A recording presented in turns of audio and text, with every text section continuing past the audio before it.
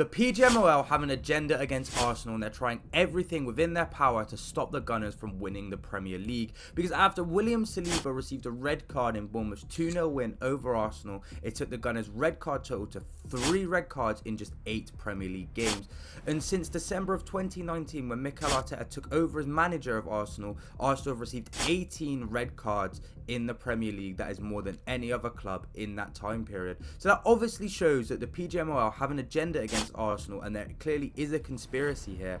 Or does it just show that Arsenal have a poor discipline record and disciplinary management?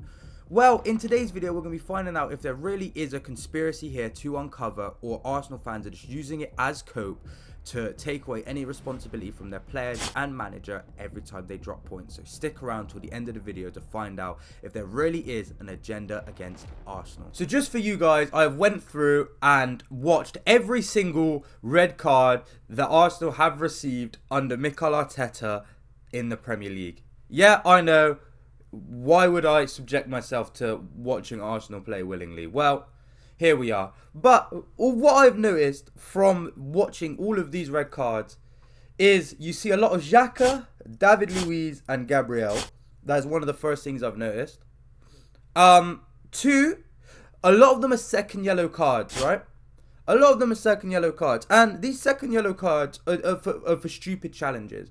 So a lot of them are stupid challenges to get yourself a second yellow card, which clearly does highlight that there is a discipline problem, right? Because even if the yellow card is rightly or wrongly given, right, you're still putting yourself in the position to get booked well on a yellow card, right? So even if, let's say I'm booked, yeah, and I commit a potentially silly challenge, right, but I wouldn't say it's a yellow card, and most people wouldn't say it's a yellow card, but I end up getting booked for it, and then bam, I'm sent off.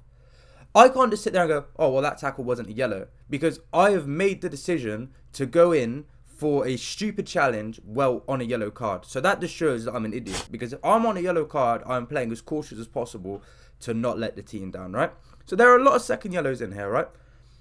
And the straight reds are all for reckless challenges and violent conduct, right? So there's a few, high challenges where someone's went in out of control, like Xhaka against Manchester City is one of them. You've got Aubameyang against Crystal Palace. That's another one there. Where they're straight reds for just out of control tackles, right? And I think those two were fairly dished out. And then you've got violent conduct such as Nicolas Pepe against Leeds and Granit Xhaka against Burnley, where it's just a complete loss of head. Pepe headbutting Alioski and Xhaka putting his hands around the neck of a Burnley player. Two things that you're not meant to do, right? Obviously, another one for an out of control and reckless tackle is Eddie Nketiah going in high on a Leicester player. There's not much contact there, but when your foot is making connection with someone's knee, you've went in high. That's quite reckless, and I can definitely see why a red card's been given for that, right? And when I look at a lot of these, I think only 2 of these 18 red cards I've looked at and I think maybe a red shouldn't have been given. There's David Luiz against Wolves, where I just don't think there's enough contact for the player to go down and it be given as a red and a penalty. I can understand why it's been given as a red and a penalty, because it's been deemed a foul and it was a goal scoring opportunity. So obviously if he's went down and the foul's been given and it's a clear and obvious goal scoring opportunity, then he has to go. He has to be sent off. But in my opinion, it wasn't a foul, so he shouldn't have been sent off. And there's obviously Rice against Brighton. I think it was stupid for him to even look to kick the ball away. But in his defence, I honestly think that he shouldn't have been the one punished in that situation, because I think it was Veltman, was the Brighton player that kicked his leg. I do definitely think that even if Rice should have been sent off, I do think there should have been action taken against Veltman or whoever the Brighton player was in that situation. But those are really the only 2 red cards that I think shouldn't have been given. And there are even more stupid examples in here of just stupidity from the Arsenal players. You look at Leno against Wolves in the same game that David Luiz gets sent off, where he just runs out and he punches the ball outside of his box. What is he expecting to happen there? Especially in a game where there's VAR, why is he running out of his goal and punching the ball? Of course he's going to get sent off for that. You've got Gabriel putting in many cynical challenges to break up the play while already on a yellow card. He does that twice to get himself a second yellow. After the first time you've done that and been booked again and sent off, why would you then do it again? Obviously, as well, like, you look at Trossard against Manchester City, your teammate just 2 games ago has been sent off for kicking the ball away, getting a second yellow. So why would you then, when your team is winning and in a very good position to hopefully get 3 points at the Etihad for the first time in a good couple of seasons, would you boot the ball away after committing a foul? Like, that's just asking to get booked. And I don't want to hear this, oh, but other players kick the ball away and don't get booked. Yes, those players that kick the ball away should get booked. But if you know that kicking the ball away is a bookable offence and you're already on a yellow card, why would you even try your luck? Like, let's think about it. And obviously, the most recent red card being Saliba's, he had to go. And again, this is partly Trossard's fault. He plays a blind pass back to him. The Bournemouth striker is there, ready to make the run in behind. I think it's stupid from Saliba to bring him down, put his arms across him and bring him down. Because I think Saliba's faster than him and Saliba wins that foot race. But he panics, he brings him down, he gets sent off because he's denied a clear and obvious goal scoring opportunity. So, yeah, there we go. That is all of the red cards, right? And I definitely think that out of those 18 red cards, only 2 of them shouldn't have been given. And I think that's pretty good going because, yes, referees always do make mistakes and the officials are always going to make mistakes. But to get, 16 out of 18 red card decisions right, I think that's pretty good going. And I just think that Arsenal have a problem, a discipline problem.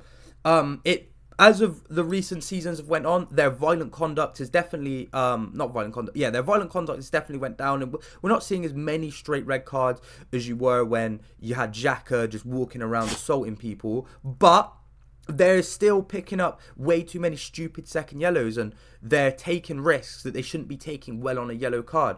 And if you're going to take risks on a yellow card, you have to expect to get a second yellow. Whether you're rightfully booked or wrongfully booked, you have to realise that at some point you are going to receive a second yellow. Like, you're walking a very tight line, committing fouls and, breaking the rules well on a yellow card. So I do think the officials were right to send off 16 of these players out of a possible 18. So I definitely don't think when it comes to the red cards that there is that much of a conspiracy against Arsenal. I just think that the players need to look at themselves. The fans need to watch some of these back. Like, one that I see debated a lot is Rob Holding against Spurs. He was on a yellow card and he elbows Son in the face. What do you expect to come? What do you actually expect to come from that behaviour? Like, what? Like, and people are trying to tell me that's not a red card? Like, come on, man. Like, let's be serious. There are plenty of times when a Man City player has been sent off and I think they should have been sent off. Cancelo against Fulham in 2022-2023. Denies a clear goal scoring opportunity. Stupid, reckless, deserves to be sent off. Rodri against Nottingham Forest last season puts his arms around Morgan Gibbs-White's neck. Same as Xhaka did against Burnley. Yes, deserved red card. These are things that you should be sent off for. And, I can't remember the last time a City player got sent off and I was like, ooh, maybe he shouldn't have been sent off. You look at Fernandinho and Aguero in 2016 against Chelsea. Aguero just karate kicks David Luiz. Bam, red card, no argument. Fernandinho puts his arms around Fabregas's neck. Bam, red card. Red cards were given. I had no complaints. I also didn't have a platform to talk about football back then because I was just a little kid. But either way, I just take the L and move on, right? But it seems that Arsenal fans can't do that, and there always has to be a conspiracy against them. But in this case, when it comes to the red cards, there just isn't. There just is not. There's not enough evidence here to show that the PGMOL have an agenda against Arsenal. It just shows their players are reckless, their players are idiotic, and they potentially just play the game with too much passion, and they let the occasion get the better of them on too many occasions, and they maybe just want to win too much. When you look at the Trossard incident, he was trying to waste time, right? But he should have really calculated, is it worth wasting time in the last minute of the first half well on a yellow card? Probably not, no.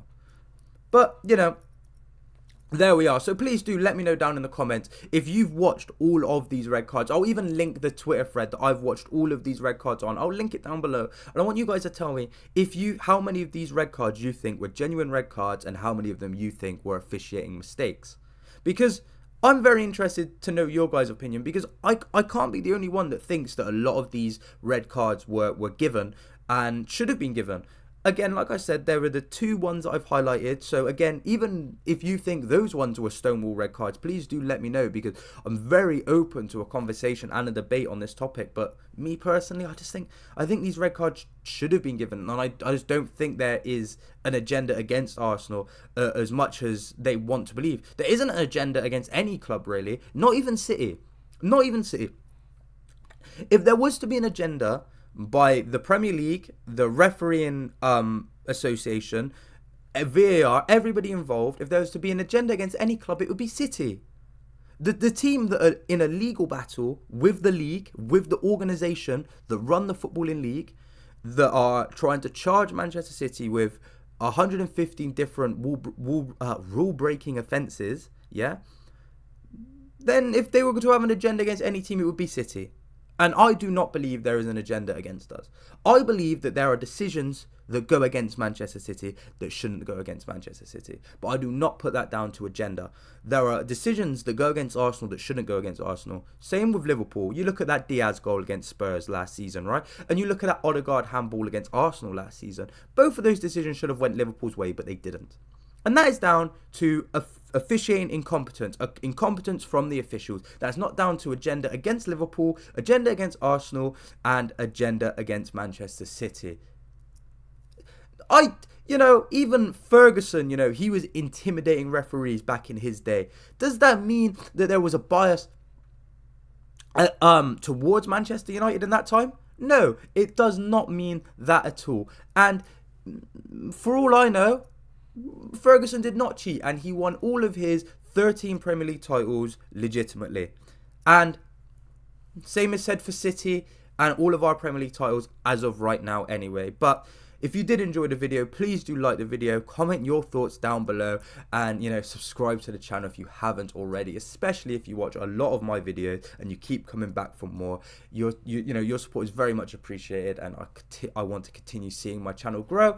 And if this is the first video of mine you're watching, please do watch the rest of the videos on the channel. You're going to see a little page pop up in a minute where it has some of my past videos, one about the injury crisis that's going on right now, and the other about Thomas Tuchel managing England. So please do check both of those out, and it might even further encourage you to subscribe to my channel. But with all that being said, I have been Nathan, and I'll see you in the next video. Peace. Shut down cases, they belly dots to the can't see faces, chasing the bad guy chase it. You don't wanna be the one like Ace and like GT trying to turn them out wasted. Aye, tell a bad bitch come break it, body come mad, come shake it, then get back to the basics, bro done shut down cases, they belly dots to the